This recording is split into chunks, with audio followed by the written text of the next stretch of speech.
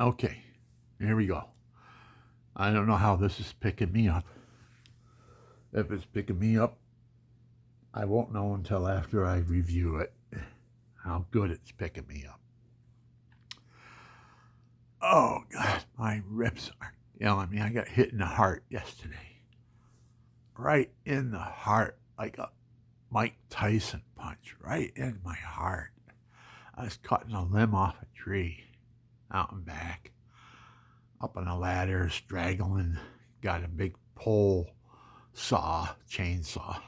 I'm up there. I'm trying to cut a hole so the sun can peekaboo through my trees that are blocking everybody's yard and garden and pools and all that stuff. My big trees. This guy that owned this property before me 40 some years ago, he got the notion he was going to take and plant pine trees all the way, all around the property.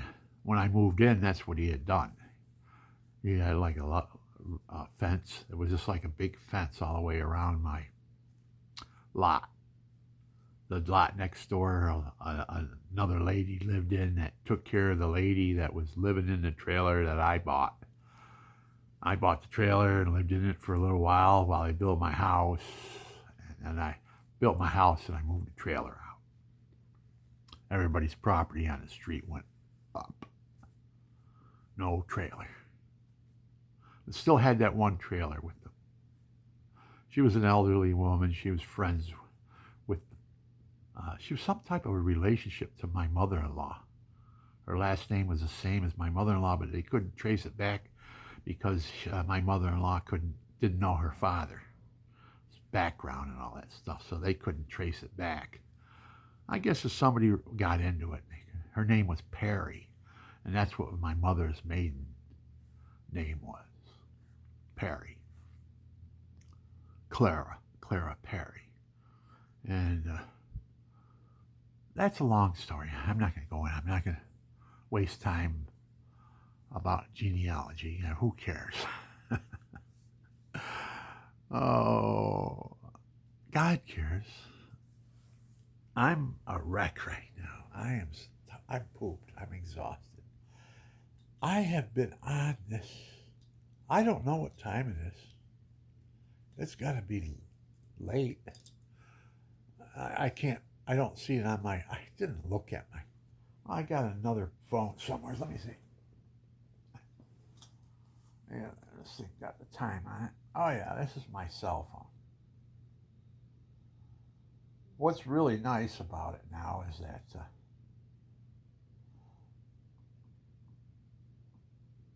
I'm on.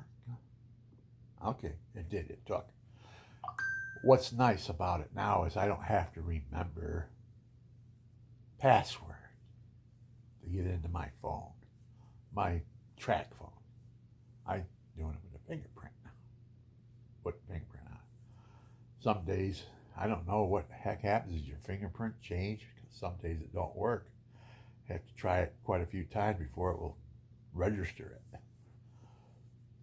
And when you make your fingerprint, you have to move it around, move it around, move it around till the circle goes around and connects. And then you move it around again, the circle goes around until it gets a good picture of what this is.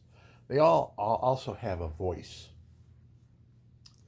I'm trying to shoot for voice typing because I spend a lot of time chatting with for my music stuff, trying to get it to different people, to give to different people. Somebody out there got to know how to make it so my videos will be viewed. Because I'm not getting any views. I don't know how to do it. It's like I'm looking at the one I just put on here. How good creation works. Watch and see and hear. And 3 weeks ago, I made that tape and I got 21 views on it. And I think half of them are mine. Because I go back to it and I play it, listen to it, and I think, well, I could stick something in there. I could stick a lead there. How can I do that? I'll do that with my electric guitar. I have a nice electric guitar, Looks like a Stratocaster, Fender Strat, but it's a PV. It was cheaper. It's just as good because I got the GT1, and the GT1, that's a magnificent, magnificent piece of uh, what the guys that are in it, and they've perfected it. They've got 99 channels with different sounds that you can make a guitar. I was always wondering, you hear these beautiful songs on the radio and stuff like that. Boy, how did they get that guitar to sound like that? Wow, that's beautiful. I found out the GT1. But before the GT1, there was other ways of doing it too, similar. You could only do it one at a time, and you had to fish around. You had to know right where to go with your instruments. There was a GT1 that is now in service. It has over 99 channels, and each channel has a variation. You can turn it on, like I got King of the Blues, right? I don't know. I'm not King of the Blues, but I'm just saying, I'm using it. I know there's a Queen of the Blues down in Portugal. Man, can she play the harmonica. Oh, man, I listened to her day and night when I first found her. And I haven't listened to her for a while because I've been doing mine now. She inspired me. I took my guitar off the wall or in the corner. I had it in the corner, dusty and everything. I says, wait, these guys, they're young. They're real young. What's the matter with me? How come I didn't stick with it? I stuck with it for like 30 years, playing masses and prayer meetings, and learning. I I sound like a choked chicken on my harmonica when I first started because the little old man came up to me and tapped me on the back after Mass down in Florida. I was living in Orlando, going to University of Central Florida, and I decided I was going to play the harmonica for Sunday Mass, one of my songs.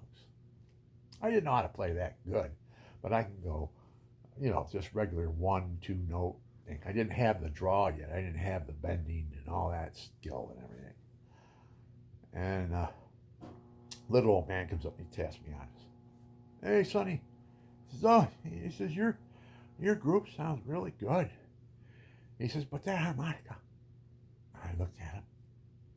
I was waiting to see what he's going to say, right? He said, it sounds like a choked chicken. Yeah, don't play that in Mass. Oh, boy. I felt like tossing that harmonica as far as I could throw it.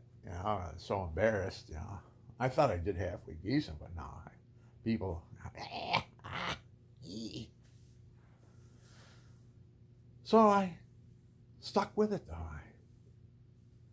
I invented some songs. Not invented, I wrote some songs from scratch out of some ditties that I knew, chord progressions, and I put my own beat to them.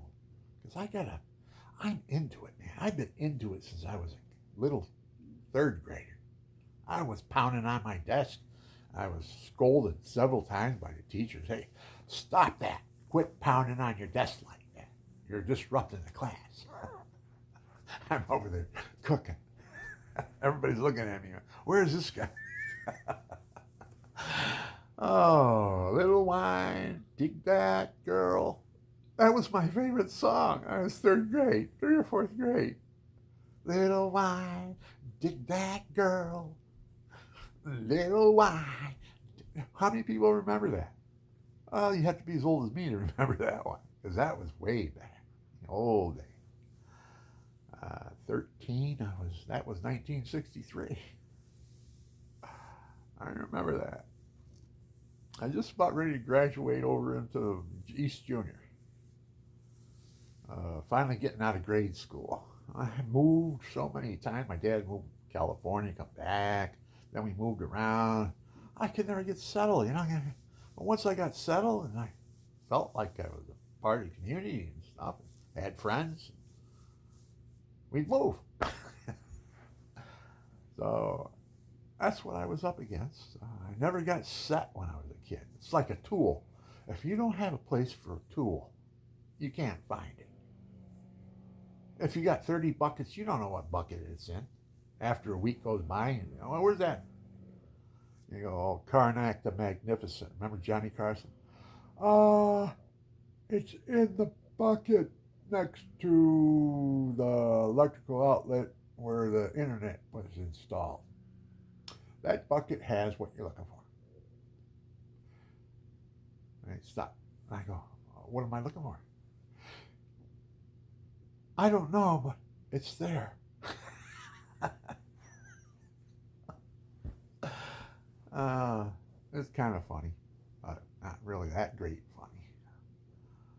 I wish that I knew where everything was in the 30 buckets that I have downstairs that have to be gone through and hanged on the wall. All walls all over the place. I've got that that little particle pin board. You stick hooks in it. And I'm going to have the whole walls, all the walls downstairs in one room. I'm going to have all kinds of places, and I'm going to trace what tool goes there. So if I go, there's a tool missing. What is it? I can just look at what I traced. Oh, that. Oh, where did I use that? I forgot to put it back. Because if you don't put it back, you don't know where it is. You got to remember where you used it last. Go trace it down. Hopefully it's there. You pick it up, stick it someplace else, and do. That's the way I get a lot of times. And then I get frustrated, especially when I lose a pencil. Oh, goodness. I've got handfuls of pencils. And I get out there and I get busy and stuff, and I'm using my pencil. I set it down someplace, something gets on top of it or something like that. And I go to get my pencil, I can't find it. Oh, man, what the heck? Oh, it irritates me. So I just decided that I'm not going to get irritated. If I can't find a pencil, a nail will do fine. And that's what I got. I got a little, uh, it's a little pointed, it's like it's got a dagger point on the end of it, but it's round. It's a round, and it comes down and it goes into a tooth or a tusk of something. You know, an ivory tusk goes in it. It's my little thing. I dig it. You know, I use it to do knots. You stick it in the knot, wiggle it around, loosen it up a little bit, get your knot. Especially if you got those tie. I got a lot of tie pants. Because I was pretty heavy a while back, at 358 pounds. And then I said, what am I going to do? And then I discovered, because I was a school teacher. Oh, I'm hurt. I'm hurt. I just took some medication and the sun's coming up. I've been up all night long. I just can't sleep. If I don't go out and work, I can't sleep. And what happened was I went out and cut it to trim a tree up so the sun could peekaboo through it into the guy's backyard. I was trying to be nice to my neighbors.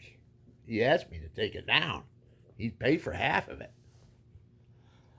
I got a guy over to look at it. He wanted $2,000 to take the tree down. Come on. And that's what they all want. They want to rip you. They know you're too old, you know, you got to have it down, and there's only a few guys around that's got the buckets and stuff. I had a nephew that had all that stuff. He had everything, but he just got so filthy rich he quit working. At least that's what I was told. You know?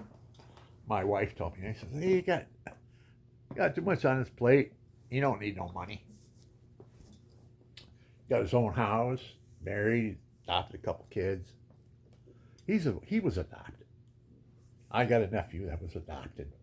My brother-in-law and my sister-in-law, my wife's oldest sister, Nancy, just passed on a couple months ago. Beautiful woman. Jim was a real nice guy, too. You couldn't ask for a nicer guy. I mean, when he came around, he started telling stories. Everybody just shut up and just listened, man, because he was a police officer. He told some stories you wouldn't believe. He chased a guy once into his house on a car chase. He broke the law. Jim went after him. He chased the guy all the way to his house. The guy got out of his car and ran into the house. Jim was in pursuit. I guess you can do that. If you're in pursuit, you can run right into the house after him. He thought if he got to the house and that would stop him, he couldn't come in. But no, Jim went right in. There was a hassle. He got his trigger finger broke in that. He got a disability from that incident. He broke his trigger finger, and he was considered 75% disabled just for breaking his finger in an altercation. No, he retired and from the state troopers. He started out as a Binghamton police force, Binghamton cop. He used to stop Susan and I when we first got married and all that stuff. We had an apartment down in Binghamton, and he'd stop by and knock on the door unexpectedly. It'll be him, in his police outfit now. Oh, come on in, Jim. Sit down. We'd play a game of chess. He was good, too, but not as good as me. I beat him. Oh, we played one battle once. I had a battle with him and went on for hours. We took like 20 minutes for each move. He was dead serious. He was going to beat me. He wanted to beat me real bad. And I just graduated from college, came back up, looking for a place to live and property to buy or something. I was staying at my mother-in-law's until that. It was about a year, almost a year. Well, it was nice living with my mother and father-in-law. They loved us. Matter of fact, we left them and they got so lonely they got in the car, and as old as they were, drove down to Florida in that heat. He almost died. That's what I'm telling you about, people. The life expectancy for somebody that lives up north, thick blood and all that stuff because of the seasonal changes and everything. You move down to Florida and if they're natives, their blood's thinned right out. They can endure the hot summer. But if you're from up north, you go down there and you get the thick blood, and the summer comes, and you get caught outside waiting for a bus or something, and you're older. We pulled a little old lady off the street while she was fanning herself. Oh, where's the bus? Where's the bus? You could see her. She was franticing. And my wife says, pull over. This little lady looks like she's in trouble. So we pulled over. And sure enough, she was waiting. She goes, oh, I'm going to pass out. I says, ma'am, we're going to open up our door here where it's air conditioning here. Just come on in and lay on the rug. Boom, she was in there, rolled in there, laying on the back. Where do you live, ma'am? Oh, it's down the road. I'll tell you, you stay on this road and I'll tell you what to do. We said, okay, we'll take you wherever you have to go. So we took her, and it was a nursing home. But it was one of those nursing homes where you sign out on your own if you can take care of yourself. They had convalescent and then they had nursing. That's the way most of them are. We let her off, and she staggered to the door. But once she got inside that door and hit that air conditioning that she's used to, she straightened right up and was walking around and everything like nothing was wrong with her. We saved the little old lady's life, really. Yeah, she was about ready to hit concrete face first. She was about ready to pass right out. That heat, 105 easy on that day in the midsummer. You don't pay when you go down to Florida. It's beautiful in the winter. January, February, March, April, May. And then after May, it starts getting hot in Florida. And you get into July, and you're roasted to death almost. Oh, I can't go outside today. I have the air conditioner turned right up, TV, been around eating popcorn or something, getting fat. The life expectancy down in Florida, the average, when I was down there, now this is in the 70s.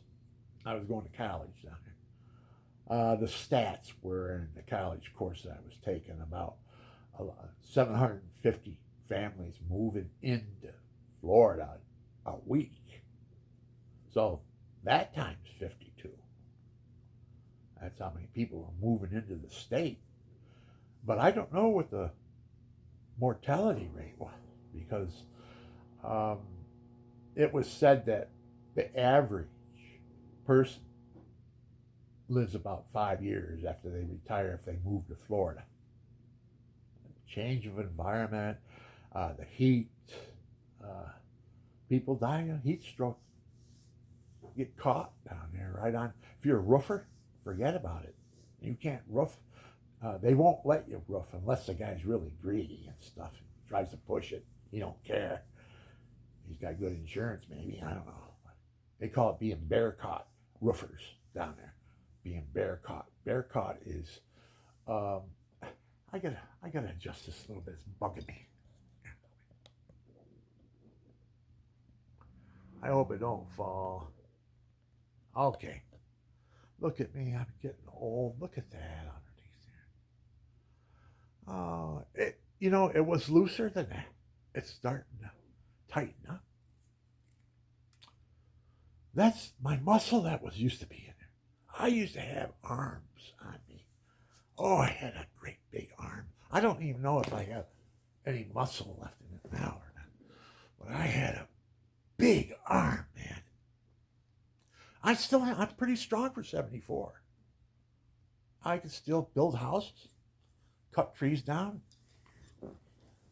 I'm in good shape. I was a fighter. I ran with the deer every day. My heart strong. God. And God came into my life when I was 21, so I really didn't do too many deleterious things. Deleterious. That's a pretty good word. You know what it means? I tell you, but I don't know what it means either. I think it means adulterated. Something's adulterated. It's spoiled. It's not what it's supposed to be. It's distorted somehow. That's what I would think deleterious would mean. It's a deleterious substance. It has harmful things in it that can harm you, like arsenic, something like that, in the water. It has deleterious chemicals in the water. So that's how they use that word. I learned that way back. College, that was some of the college words I had. Deleterious. Maybe I'm not even saying it right. I don't use it that much. It's one of those, it's like, I always remember I took a course down here. I got 200 credit hours. I have enough for a doctorate's degree. More than enough. You only need 190 for a doctorate's degree. 90, it's 60 for a 2-year degree, 90 for a 4-year degree, and 120 for a master's, and 190, I think somewhere 180, 190 for a doctorate's degree. I got 200. Top quality courses still. The only thing I missed out on was my English. I got stopped by a big husky woman. The husky. The husky. I was up against the husker. And she was a husky woman, too. Now, older than me. She looked at me and looked me up and down. I think she was a circuit court judge because it was very, I don't know how you, authoritarian. You take this paper here. This is what she's telling me. I'm trying to get into the master's degree English course, and there was requirements for it, master's degree. So the requirement was that you had to be able to. There was she handed me a sheet of paper, and on it was 3 paragraphs with about, I don't know, 4 or 5 sentences in each paragraph. And she says, "You want to get?" I get my master. I got everything. I got my internship. I already did that with Christina. She was my little charge. She was only about 9 years old. I had to keep track of her and watched her progression, see how she was developing. Perceptual motor development is what I was getting my degree in. I was good at it too. I had the professors with their jaws like, how is he doing that? I was playing my guitar. I was playing my harmonica. I was hitting the tambourine with my other what? Keeping beat. And I was singing. All at the same time. And I even had a drumstick on the end of my guitar. So I was playing the drumstick with it. I had a little tambourine drum or something like that where I could hit that. It was just all for show, really, because that's what I do now. That's my show. You come and watch me perform. I sing. I have a repertoire of probably 100 songs, but I don't sing other people's songs. I just do that for mass. The people have books that they're used to. I know the songs that are in that book, and I play those. That's what I did. But if you listen to me, I got my own show, my own songs, my own beats, my own runs, my own harmonica, my own voice. And I'm a dubber. I can dub it in as many times as I want. It's called a looper. I got a looping machine. I got an RC 500 that will loop for an hour and a half. In other words, you can play and stop it, and it will pick up and start playing right from where you stopped it continuously. Loop it. And then you can stop it and dub it. Like I put in a rhythm. Then I say, okay, I'm going to take and put in my harmonica with that. So I get my harmonica. I'll start wailing on that while the rhythm's playing to me. I'm going to do it here. I'm going to show you how it's done. In my other films, I have done it already. In some of my other films, but I didn't really. It was just learning it myself. I just learned all this stuff in 1 year. I given up the guitar, singing and everything. I was just burnt out. I got discouraged because, it's not a long story. I can tell it real quick. I got discouraged because the last church I played at, we got a new pastor, and he was a concert pianist. He was good. Oh, he knew music. God sent him to me. But it was in my hometown. And I didn't have a very good reputation in my hometown when I was 12, 13, 14, 15. I still had girls shouting at me at big meetings and stuff. How I broke up with their girlfriend and ruined her life because she couldn't handle it. She was crying all the time and everything. I says, hey, I was 13 and she was 12. Come on, man. Give me a break here. And mother came home one time. We were all sweaty and everything. She goes, for now on, we got to be around when you come over here. I says, well, what about her other boyfriends?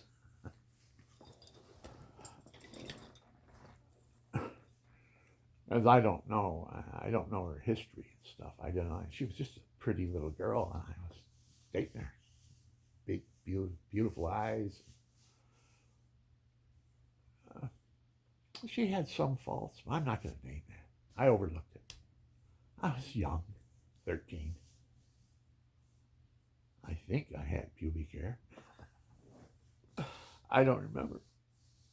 It was a long time. I was a late bloomer. It took a long time to bloom. I used to get bloody noses when I went out with a girl, and it got hot and heavy. I couldn't do nothing because I had my nose held like it's all on. My dad be honking a horn out front, pick me up from my girlfriend's house. And I come out the car and all of my nose like a toilet paper is bleeding. I said, what did you get in a fight? Somebody punched you in the nose? I said, no, I got a nosebleed for some reason. I don't know. And he looked at me and he started laughing, smiling a little bit. A little bit too hot and heavy in there. He goes, your blood pressure goes up and you get a bloody nose. That's the way I was. I got car sick and bloody noses. That was my childhood.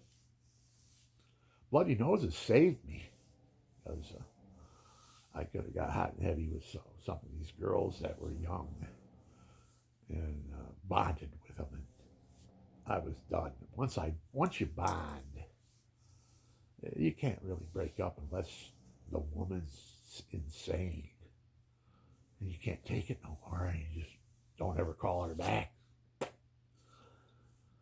And that wasn't the case with this one. She was a nice girl and stuff. She's only 12 years old, though. But boy, she was built like she was a 16, 18-year-old, ready to get out on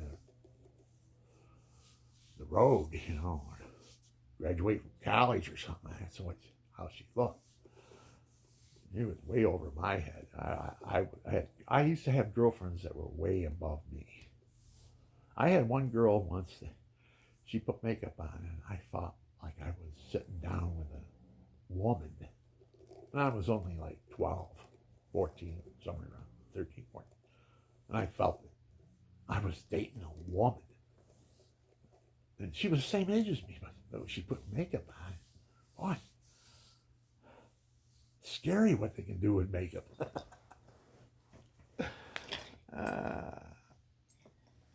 Well, anyways, I had problems keeping my fingernails clean.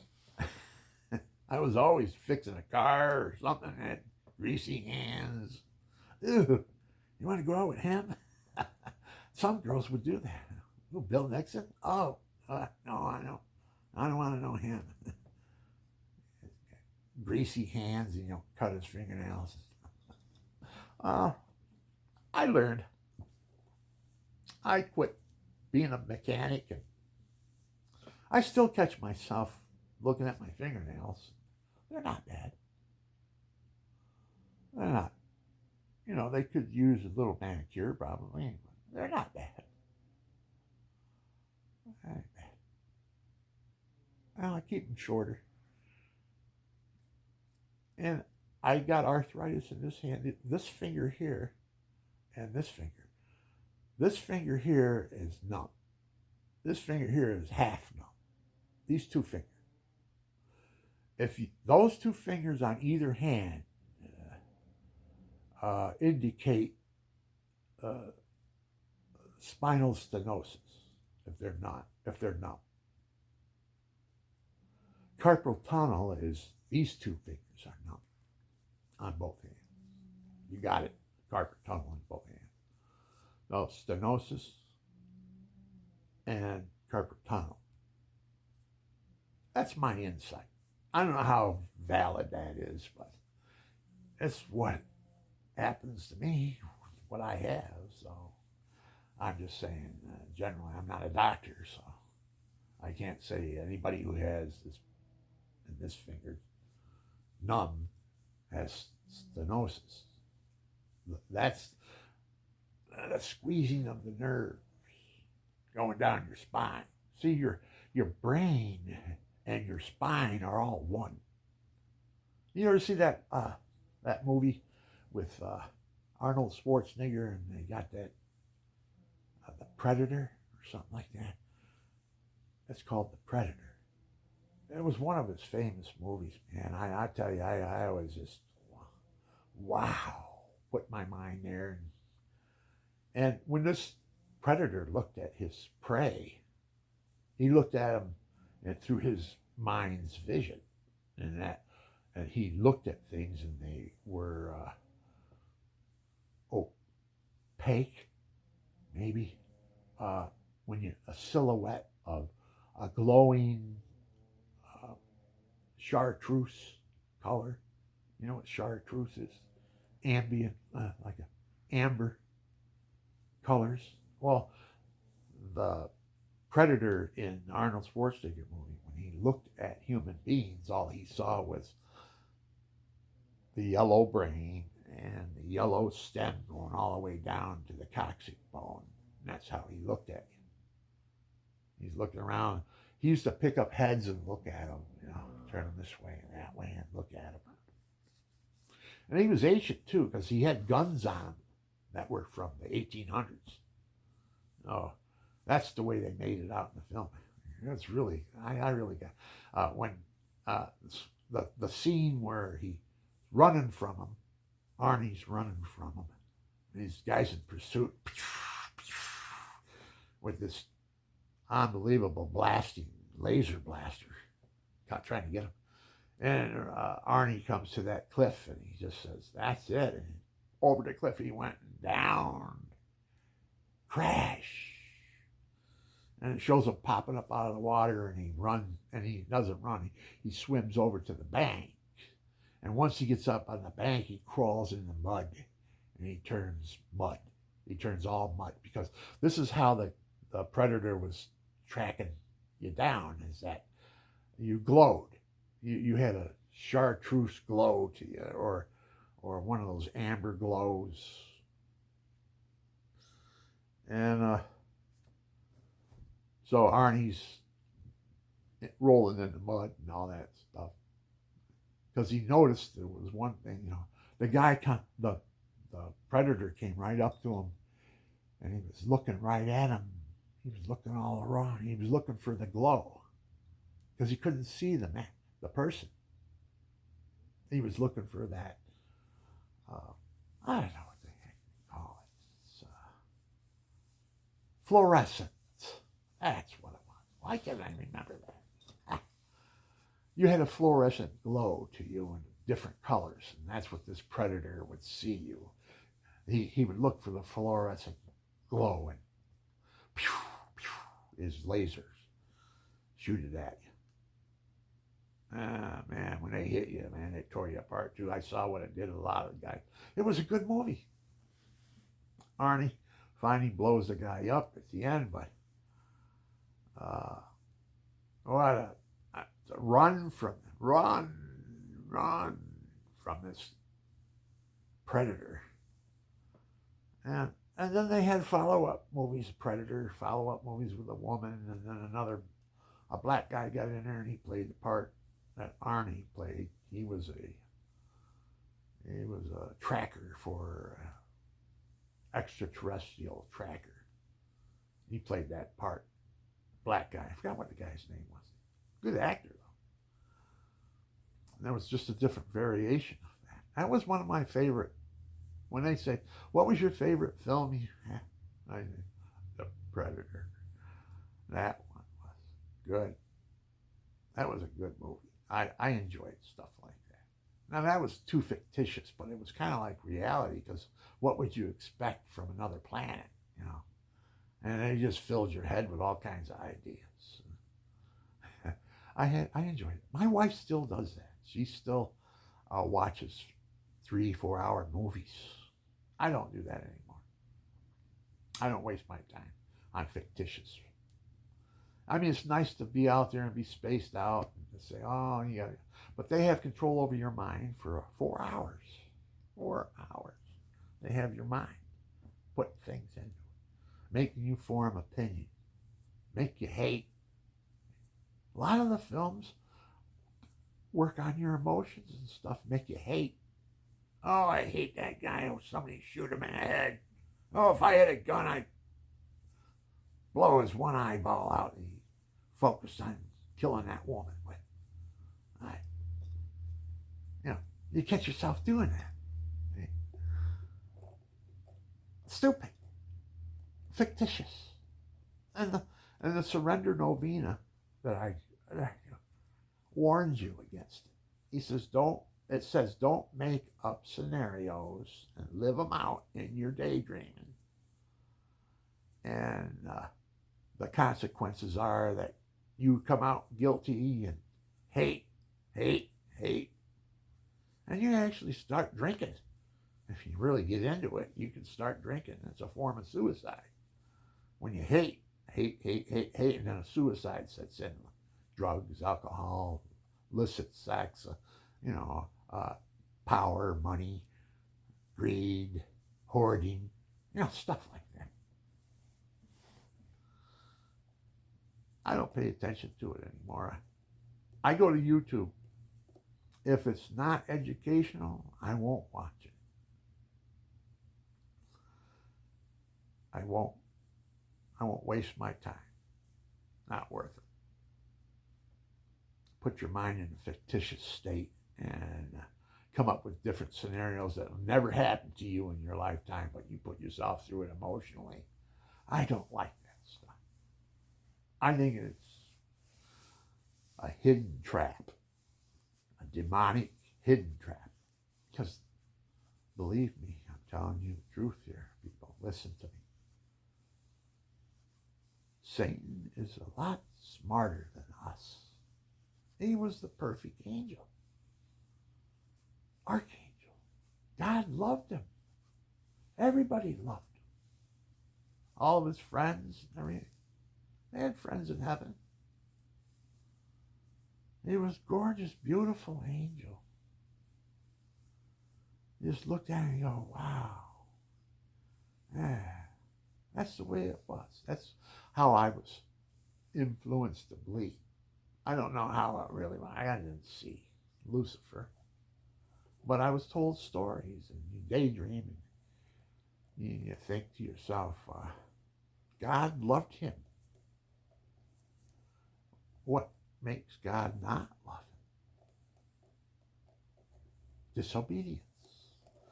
And it didn't make him not love him. It made him punish him. Because I think that's what's happening. I think someday, maybe, I'm praying, because God told me, pray for your enemies. My worst enemy is the devil. Now, you don't want to sympathize with the devil. I mean, you don't want to, oh, well, that's too bad that happened. You don't do that. Come on. He's an archangel. Whatever happens. You don't have no control over that when you think about that. You can't be favored to the devil, because he doesn't show mercy to anybody. He'll take you and string you up, lay you out in the sun and whip you. Let the ants crawl on you. He wouldn't feel any regret for it either, because you're a pollywog. You're the reason why he was cast down to the earth face first, hitting the ground and experiencing pain for the first time. My daydream, I have daydreams, and they're pretty real. God blesses them. I learn lessons from them all the time. And the daydream I had was, what happened? Why did Satan get kicked out of heaven? And that's the way the story is. It could be just a story. A lot of the Bibles, a lot of the stories about creation, Adam and Eve, and all the things that you listened to all the while you were growing up. Shallow compared to what God really is. Because God is omnipotent. And that means he is everywhere. I had a daydream. Again, I'm going to tell you about my dream. A daydreamer. I asked God, I said, God, what's your name? Who they call you and stuff. And, he humored me. He humors himself with me. We have a close relationship. I love him dearly. He knows it. And I know he loves me too. Holy love. holy, holy, holy. And where does he want me to go from here? I'm trying to think. Where was I? I have Parkinson's. God's working on my mind. He's erasing through my pain. Pain removes the stain, but through my pain, he's releasing or blotting out my past sin when I was younger. I have a lot of guilt. I don't know what saved me. I have guilt. A lot of people do things they don't feel guilty about nothing, you know. Screw that, they say. Why not feel guilty about that? Oh, that was my blessing that I had. Guilt and remorse was another blessing. Guilt and remorse. That's what God looks for. He's looking for somebody that is sorry for his sins, wants to be forgiven, and wants to start a new life in Christ Jesus. You're a new creation. Give it up. Give it up for Jesus. Become a new creation. I used to know the verses and everything. Well, I don't use it much because I'm not a preacher. I'm a singer now. I used to be a preacher. I used to walk around with a Bible in my hand, tell you, hey, straighten it up, man, or it's not fun going down the wrong road if you get caught some of his traps. You can lose an arm, a leg, you can lose your head if you're really wild. He wants to make you hate, and especially hate God. So everything that happens to you, he tries to focus back on. Well, if there's a God, he wouldn't have let that happen. Trying to make you doubt. Trying to make you hate, mainly. And if you hate, then he's got you. You can't forgive. Forgiveness is forgiveness. Listen to this now. Forgiveness is God's power. Yeah. You know what? How does he know that?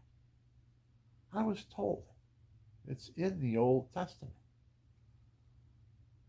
Samson and his mother, they were talking, and that's what she said to him. Oh, don't offend God. And if you do, ask for forgiveness, because that's God's power. Over humanity, he forgives sin. What a great feeling it is when you're forgiven, too, and you feel it. If you believe in that stuff, you could be a narcissist, too. I mean, you don't have to believe in Christianity to be a good person. And you can get yourself cleaned up a lot by just studying what a narcissist is. Narcissist. I get corrected a lot. I say, are you a narcissist? Then they come in, oh, I'm not a narcissist. Everybody is a narcissist. You can look at what is a narcissist. Father Nix, Nix, on YouTube. Look him up.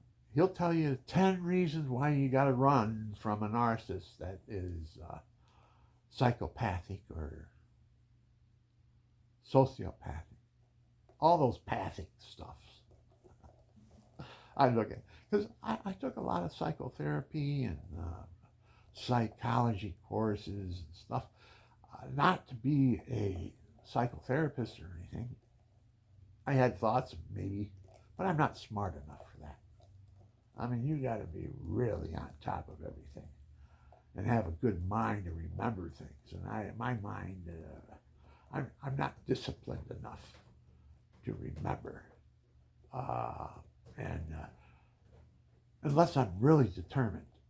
Now, with college, I was really determined. I had dropped out of high school over a stupid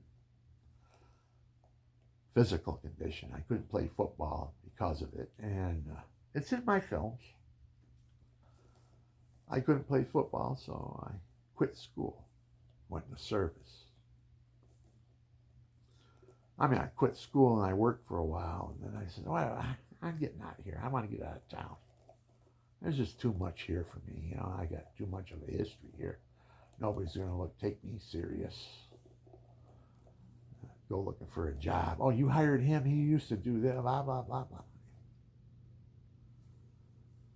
I had that.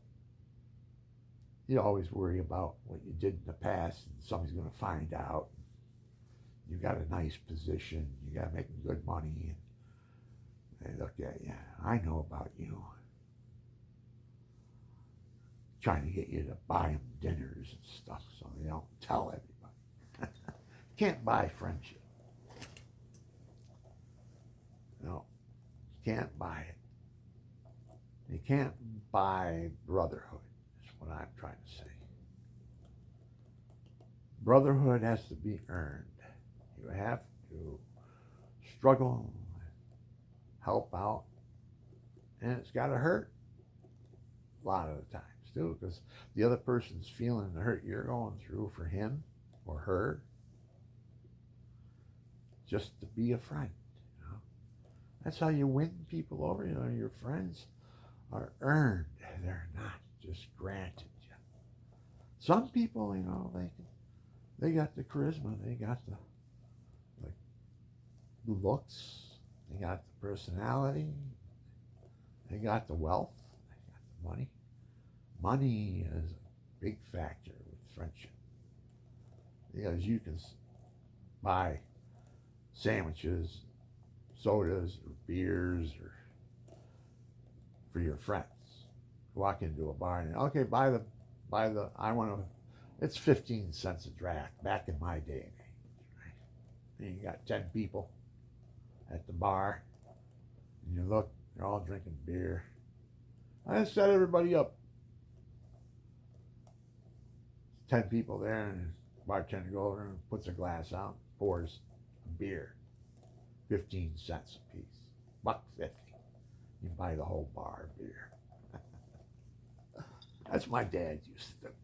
That's how he found all of his cronies.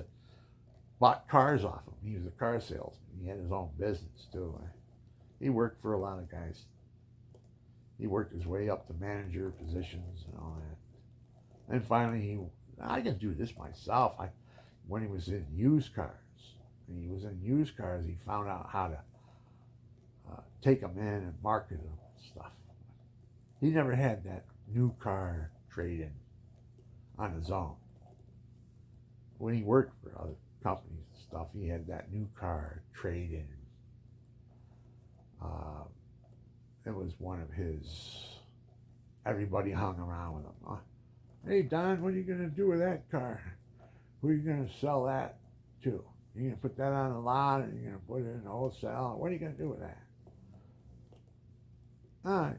My dad was sharp, too. He said, well, if you buy a package deal off me for so much money, I guess they can be yours.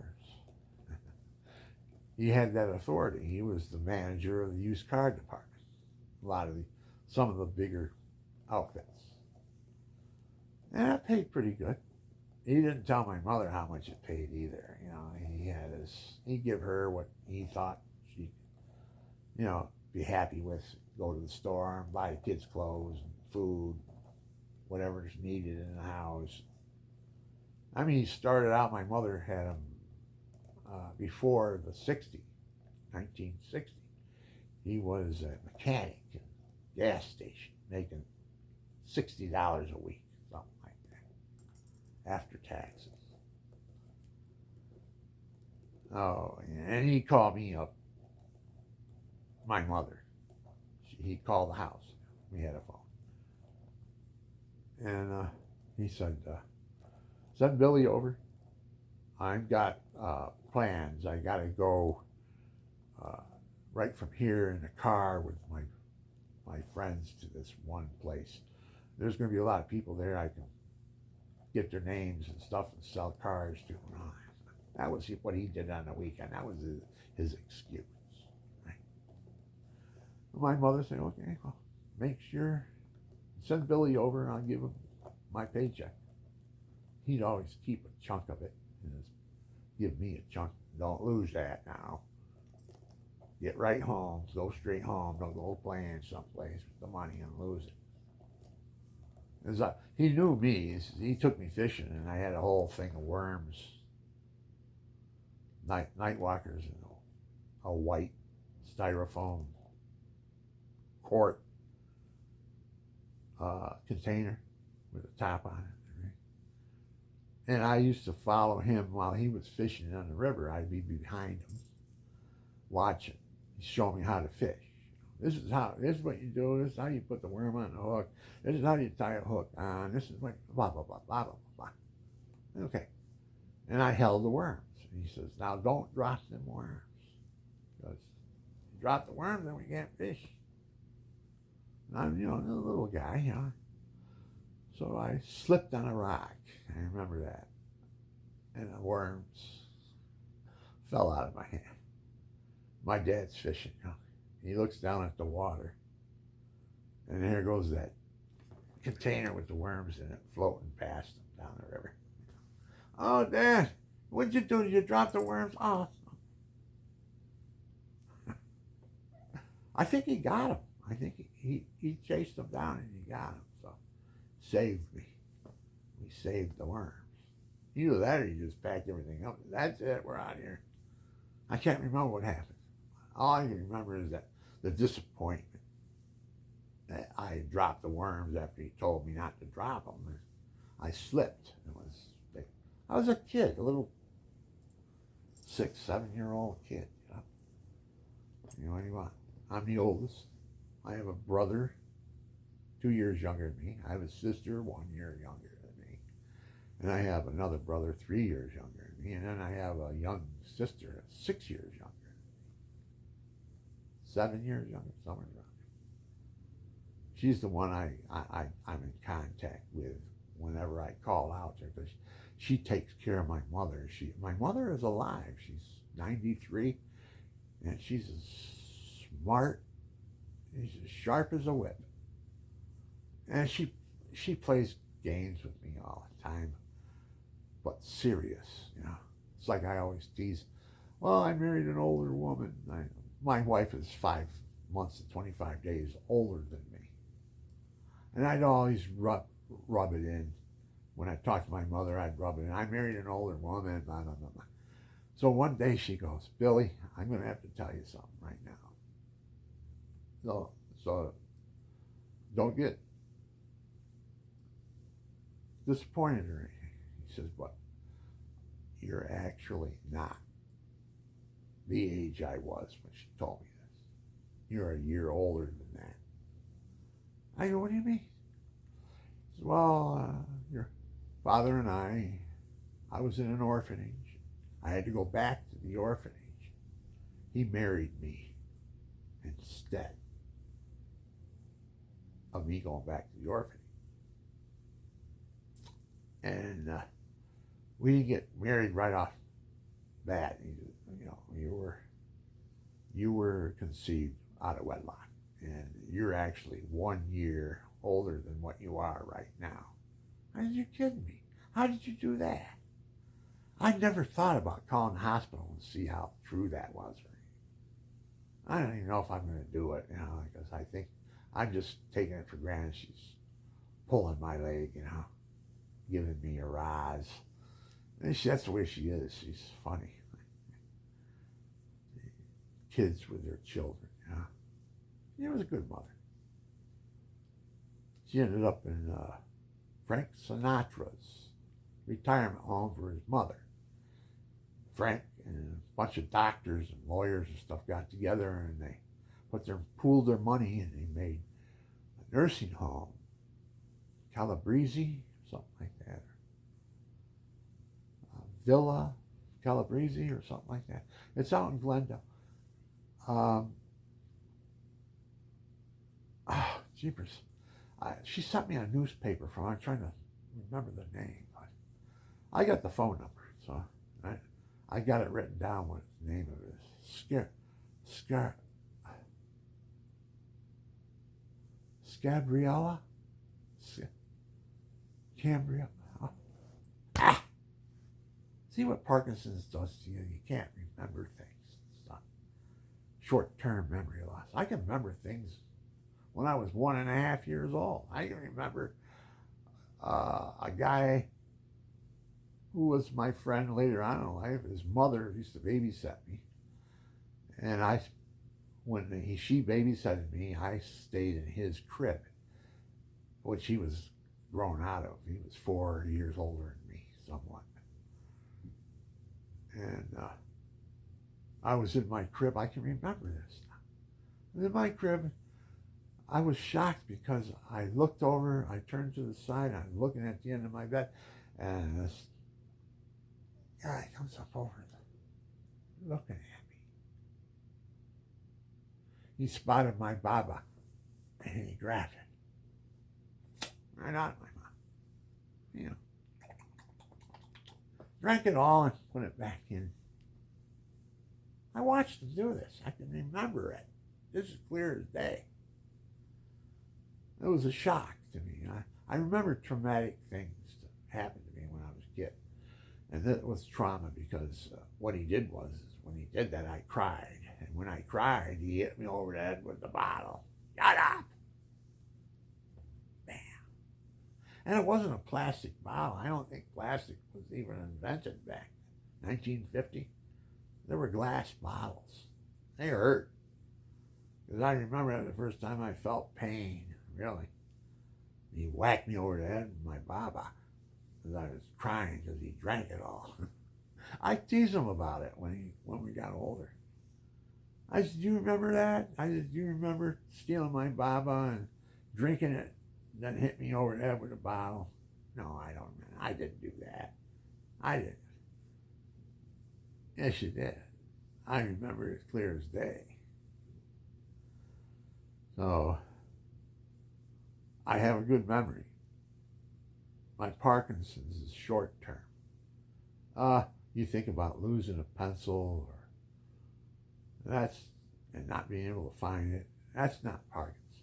That's just absent-mindedness. Pay attention where you laid it down. Well, you don't know where it is. But Parkinson's is a short-term memory loss. You'll make a statement about something, thinking about it, have a statement about something. And then later on, somebody says, oh, that comment that you made about blah, blah, blah. And you say, well, I never made a comment like that. What are you talking about? Because I don't remember it. That's what I'm talking about, short-term memory loss.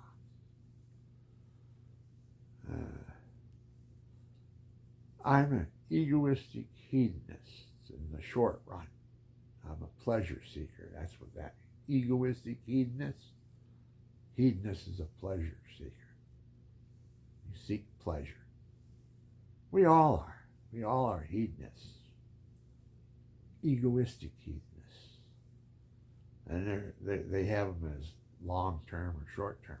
A short-term hedonist is, an example would be, you go to the hamburger stand at 10 o'clock at night. And I want a couple of burgers, please, and some fries, Coke. Okay, but it'll be a while for your burgers because we got to cook them. We don't keep them to the side. Then we have to stick them in the microwave. I said, I don't care. I'll take those. I don't know the difference. Just so they're heated up good. And she goes, well, we don't have them ready right now. I says, well, if you can't give me them, I'll go across the street and get mine. Zip, I'm gone. Go over there. They're not ready either. It's 10 o'clock at night. Okay, I'll go to the pizza place and get a couple pieces. I want my food right now. I want my burger and I want it right now. Pleasure seeker. I want my hamburger and I want it right now. And if you don't have one, I'll go across the street and get one. If they don't have one, I'll change my mind and I'll go get pizza instead. But I'm hungry, I want mine. That's egoistic, hedonist, pleasure seeker. in the short run, right? Now, when you think about the long run, what's a long run hedonist? Oh, that's a guy that will 10 o'clock at night. He's understanding. He's got a good head on his shoulder. He comes up. I'll take a couple burgers and fries. Oh, sir, we can do that, but it's going to take a few minutes because we got to cook them because we don't make hamburgers and set them to the side. You got to stick them and warm them up again. We want them fresh. That's that's the way we do things. And I like them. I like the broiled hamburgers. You know who broils them. I'm not naming any names or anything. But I like a broiled hamburger. Thoroughly broiled. I don't like them raw or anything like that. I like them cooked. Pickle, lettuce, tomato, mayonnaise, some mustard, and ketchup. That whole combination there. Dig right in one of those. And that's what I did when I was younger. Now that I'm older, I don't very rarely go to the hamburger stand. All my stuff now, and this is a good insight for you people who are elderly. You get yourself a NutriBlend machine that blends your vegetables, anything that can be ground up pulp, added liquid to it. And you got like everything you make tastes like a milkshake. I don't care if it's all vegetables. You put a little bit in your vegetables, you put a little bit of apple or some berries or something like that, throw it in there with it, sweetens it up a little bit. You don't notice it that much, but it just makes it taste better. And that's what I do. I have that as my menu. Nutra it. Blend it. And it's better on your stomach. You don't have to, your system doesn't have to tax itself in dissolving the food, chunks and everything. Lots of times the chunks never get dissolved, they just come out. Now, especially corn. Corn on the cob, or corn out of a can, or corn out of a bag. That's hard for your stomach acids to. Now, if you take that corn and put it in your NutriBlend and add a little, what goes good with corn? A little vinegar, a little butter, a little, what else? A little squash, maybe. Put some squash in with your corn. And grind it all up and have a nice, like, milkshake kind of veggie drink. Tastes real good, too. I do a lot of that. Where I watch what I'm eating and I drink instead of chew. Now, on this side of my mouth, I've got a tooth that needs to be repaired. The other side of my mouth, fine. I have a bridge on the bottom. There was a gap. They had to take a tooth out. And then, so they gapped it with a false tooth, but it's called a bridge. So they make a bridge that hooks on one tooth, and then it fills the gap, and then it hooks onto the other tooth that's glued together. And they've been there since I was in my 20s. They're solid. I got a good solid side on my right side, chewing. My left side is, I chew if it's been NutriBlended stuff. I still chew on the left side. I don't know. I get tired about. I feel like falling asleep right now. I don't know. And the sun's just coming up. Oh God! I was hitting it hard And I got a bruised ribs and everything around it too. But I was cutting this big limb off this tree out back. You can't even put your hands around a tree. It's so big, huge tree. But they have a few limbs on it that if I cut them, the sun would come through on the guy's pool and his garden in the back. So I've been wanting to do it, and I wanted to do it. And finally yesterday, I said, I'm going to do that. Put the ladder up there, and I got my Roby chainsaw branch remover. And it's about 10 feet long or more. And it's put together in 3 sections. And on the end, you have an 8-inch chainsaw that you just lay on the branch and just let it cut it. So, and plus I have a bunch of things that I'm doing with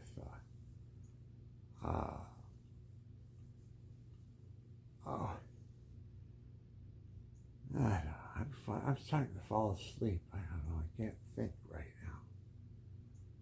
I'm losing my concentration, I think. So I'm going to get away from that. That's boring anyway. I don't want to talk about that. Where was I? Getting to my music. Oh, it was my heart. I'm cutting down the limb from the tree, and I got this big 10-foot pole saw. Might be even bigger than 10 foot. Maybe it's 12. I don't know. But I got it up in the tree, and it's resting on the branch, and I'm pulling the trigger, and it's cutting it nice and slow, coming down, and I hear it crack. As soon as I hear it crack, I stop. Then I let the weight of the branch, because it's a big branch, I let the weight start gradually just breaking everything, letting everything break in when I'm trying to take off the limb I'm trying to take off. It will, if you cut it almost in half and stop, the weight will, you'll hear it crack, and it will actually just ease down and lay right up against the tree. If you do it right. You don't want to go up there and zip them right off, and you got a big, huge thing falling down to the ground, and whatever's down there gets smashed too.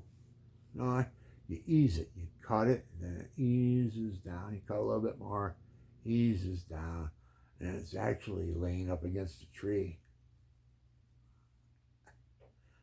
Did I get an itch? I don't know why. It's I got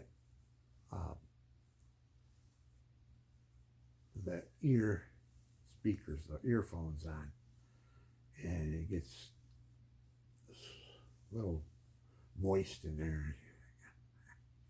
Itches. Oh, anyways, I don't know why I got them on anyway. I was listening to my tape. I'm making a. Oh, yeah.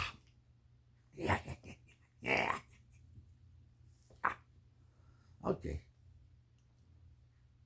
Maybe I'll go to sleep and I'll wake up, take a nice shower. I took one yesterday. I took a nice shower yesterday. Got a real nice shower.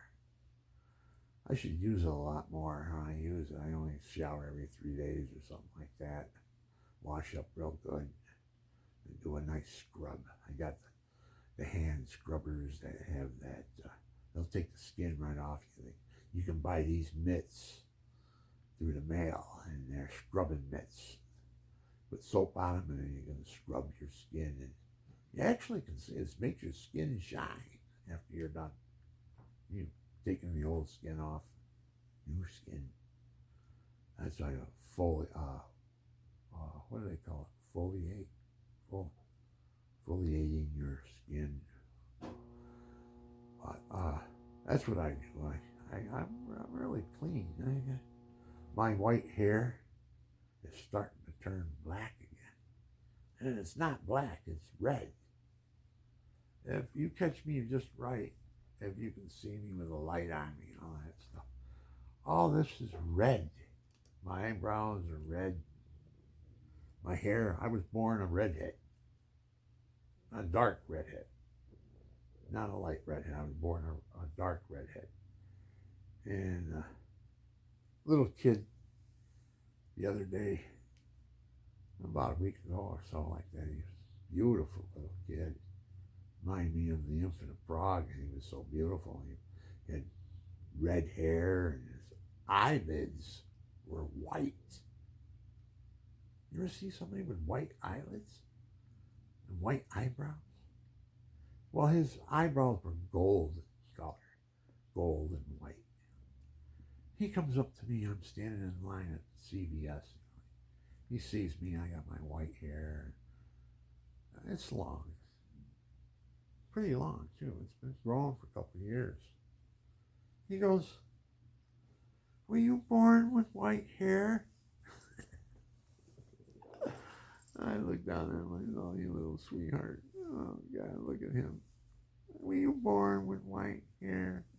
And the cashier, he's laughing. He's looking at him. He's looking down at the kid. I don't know who the kid was. I never saw him before. I haven't been back to that store, so I don't know if he hangs out. His mother and father work there, and he just hangs out while they're working. I don't know. He can grab a bag of candy whenever he wants. Who knows? I don't know what he does. But he was just a beautiful little child, and he looked up at me and said, "Were you born with white hair?" I looked at him and I says, "Were you born with white eyelids?" And he looks at me and he goes, "Yeah, I was born with white eyelids. You're right." He looked at me. Because that's what he was. He was beautiful, red hair, red eyebrows. But his eyelids, his red eyebrows, his eyebrows were a golden reddish white, kind of like. I never seen anybody look like this kid. I think he might have been the infant of Prague because I have a big devotion to the infant of Prague.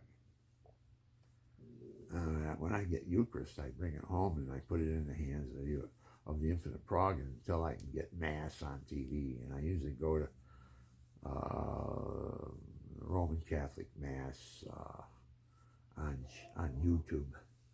My wife and I will sit down and go through the Mass, and we'll have Eucharist, the Shekinah, the true presence of Christ, Eucharist, the Paraclete.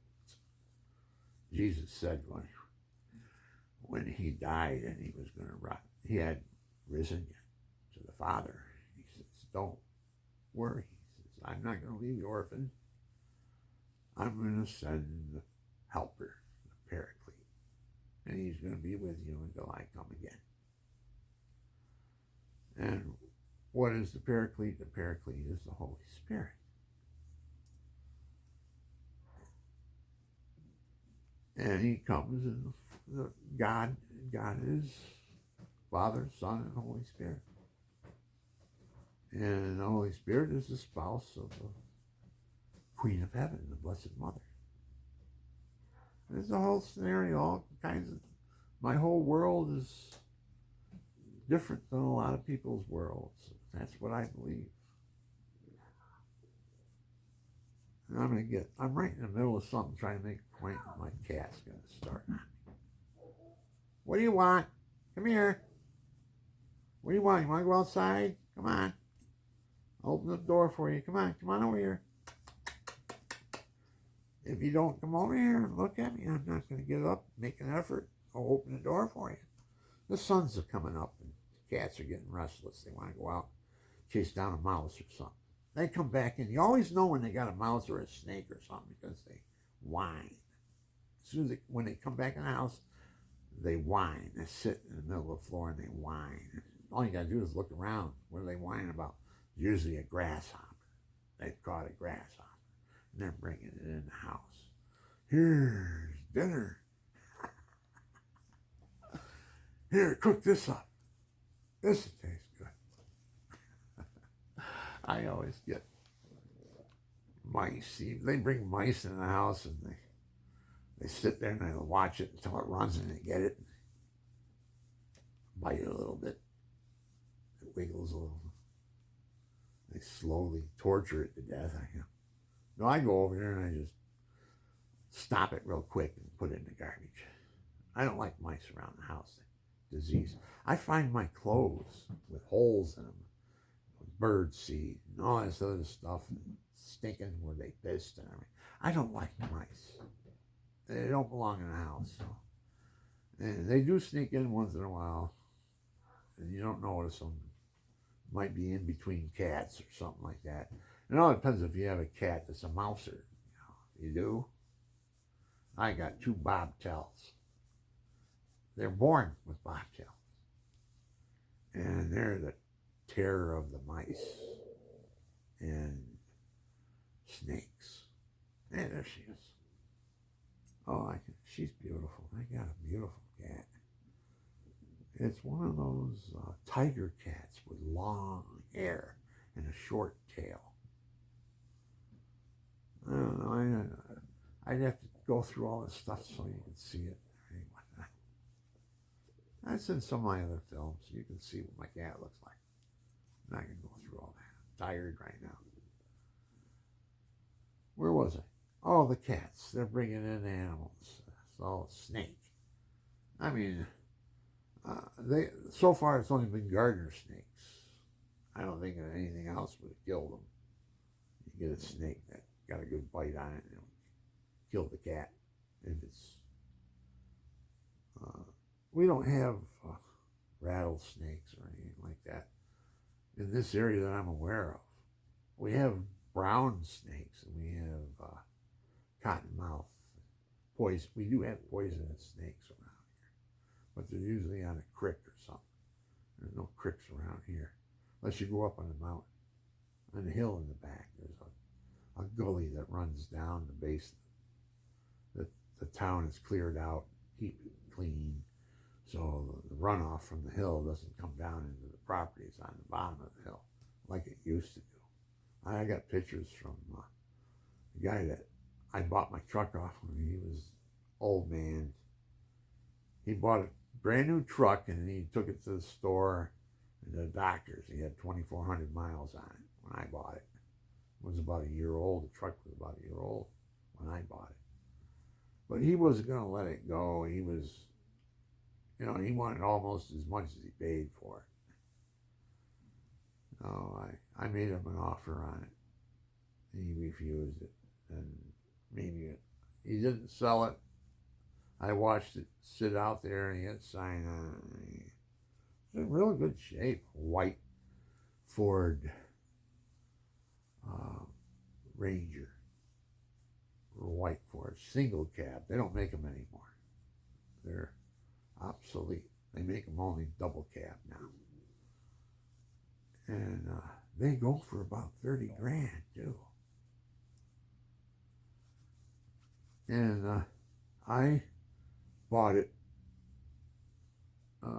He gave me a discount. He gave me a couple thousand off of it or something like that. I think he bought it for 12, 13,000, somewhere around there. And I bought it for 11. I paid him 11,000. So he gave me a couple thousand off of it. It was only a year old and it only had 2,400 miles on it. 2,400 miles when I got it. He drove it back and forth to the store and all that. It was automatic, power steering, power brakes. And I still, I use it only when I need to transport things. So it doesn't have very many miles on it. I've had it since 2007. It was a 2006. He had it for a year, and I bought it in 2007. And it's got 20,400 miles on it right now. So 500 miles. 20,500 miles, 600 miles, somewhere. The last time I looked at it, it just turned over to 20,000.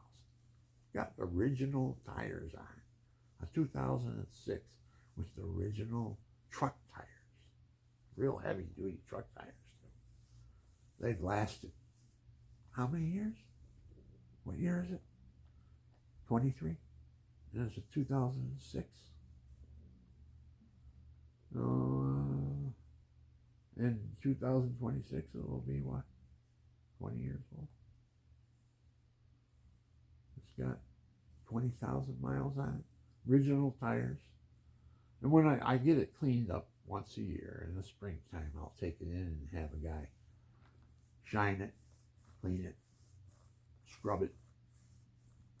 I do it. If I was younger, but they go through the whole thing, make it look like showroom new for $150, something like that. Go ahead. You didn't spend a whole day on it. More than half a day on it. Jeepers, I make more than that an hour.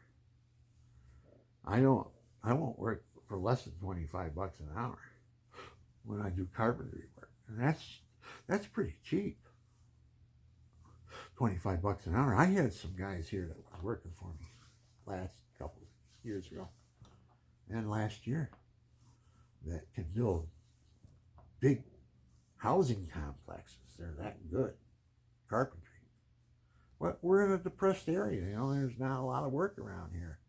And he's got a family he brought up, and he's got a place out country, Pennsylvania, right over the line. One of my guys, buddies.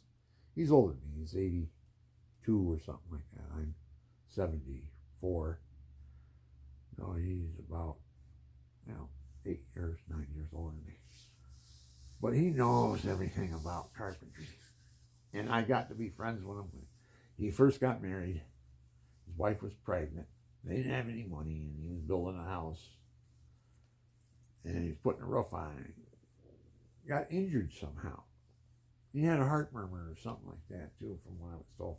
I don't know. His friends were trying to make a sob story, and I go up there and help him. But I heard about it, and I said, well, where is he? One guy was telling me, I got a friend, he's